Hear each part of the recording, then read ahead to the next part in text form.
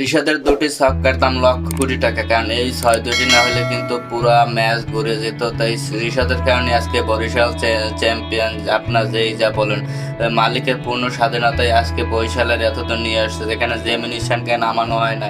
তো সবাই হতভম্ব হয়ে গেছিল। তবে একটা দুঃখের বিষয় আছে যে বরিশালে কিন্তু ট্রফি লঞ্চে করে যাচ্ছে না, হয়তো অন্য মাধ্যমে যাবে, বিমান বা গাড়িতে করে যাবে, কিন্তু লঞ্চে করে যাচ্ছে না।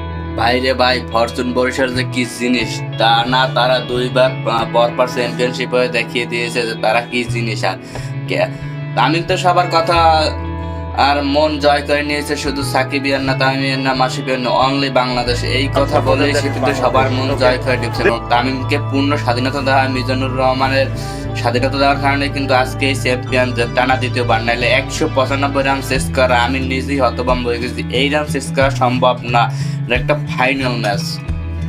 তো সবার দোয়া আশীর্বাদে অলরেডি আমরা চ্যাম্পিয়ন হয়ে গেছি। তো আমি একটু ভিডিওটা পরেই বানাই পেয়েছি। তাই রিশাদ হোসেনের একটা ছক্কার, রিশাদ হোসেনের লাস্টের সেই ছক্কাটির দাম হচ্ছে 100 কোটি টাকার চেয়েও বেশি। তো থ্যাঙ্কস ফর ওয়াচিং।